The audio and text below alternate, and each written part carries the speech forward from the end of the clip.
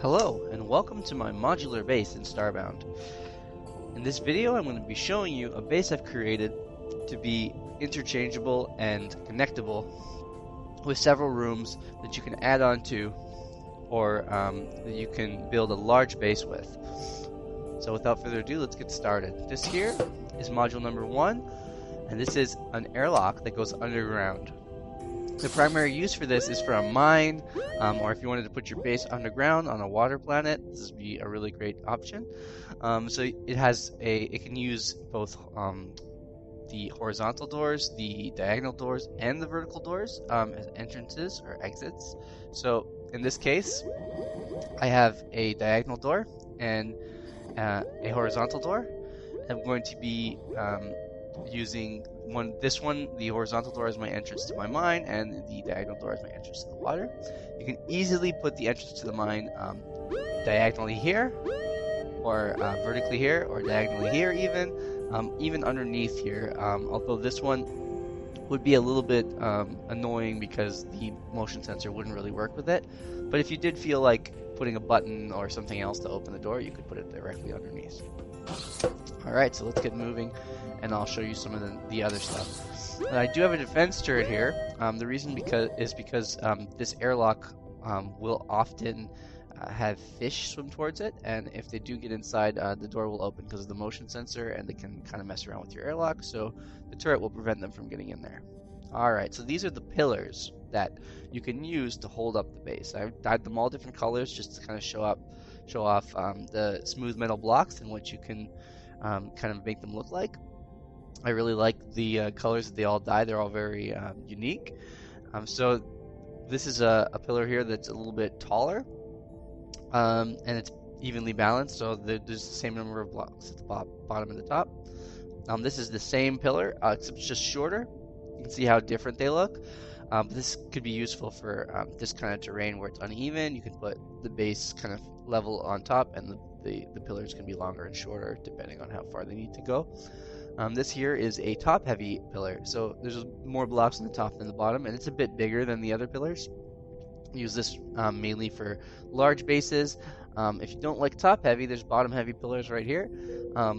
Again, it's just like the other one. It's just for like maybe bigger construction. If you like bigger pillars, you could use these and help you make a good design for your base. Alright, now these are little turret nests I've made. I made a bunch of different ones. I probably won't even make more because I'm still looking for a design I really like.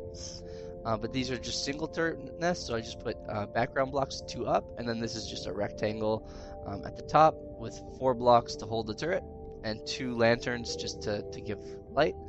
And I do like the effect of the lanterns. They're a little bit milder light, so I think that it kind of works for an underwater base. And here's a different one. This one's just a diamond shape, and the same thing with 2 lanterns on the side.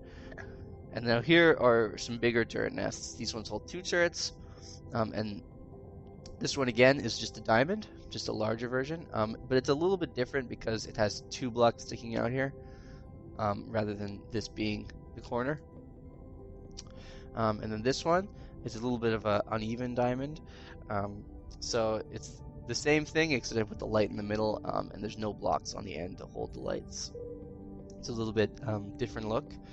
Now this one is a big diamond that goes all the way to the end where the lights are. And as you can see, I've used different lights for these two. These ones are very bright, and you can see that they show a lot of what's underwater, but I think that they kind of ruin the mood a bit. This one's not so bad at ruining the mood. It's a little bit nicer, but again, I think the lanterns give the best atmosphere because you have a little bit of a darkness in the ocean like you should. Alright, so let's check out the next module. This is module 2. It's an airlock module. And so I've dyed it a different color inside. I've dyed purple and orange inside. And as you can see, it looks pretty good with those colors, but going into the next module that's red, you can see that different colors in different rooms kind of don't really look as bad as you'd think. I really like the effect that you can have multiple colors in multiple rooms and not really have it bothering you. And so this is module 3. It's a hallway. You can make this one longer or shorter depending on how far you need to go with the hallway. And it just basically is to give you some horizontal distance between modules. This one here is a vertical hallway. Again, just to give you vertical distance between modules. I would usually use at the bottom connecting to your first door, and at the top connected to your second door, but I was making this the first time and I kind of wanted to make a nicer bottom than the one I had originally made, so I decided to make it a bit deeper and kind of redesign the bottom and redesign the top. So you can make this one again as long as you want. This middle section right here is just, you can just keep putting another one on top of it until you get as high as you want. And in the tutorial for this module, I will show that and make a longer one or a shorter one. The same with this hallway. There's just a middle section you can just keep placing over and over again in order to get yourself some distance. Alright, now this is a full-size module. It's the only one I've made of this size so far. I'm planning a bunch more, but this is the first. So this module specifically is for storage or for crafting, stuff like that. I'm using the bottom half actually as a room for wiring, and I've wired up most of the base with this, and I use it to kind of help me manage all of the wiring in this base, because there's a lot. Due to the fact that I put in a little bit of advanced systems, such as this. If I put water in one of the modules, so you see the lights turn on and the doors lock. I can't get in. The module has water in it until the water is gone. And the same thing over here. You can see this module's lights come on, so all of them work like that.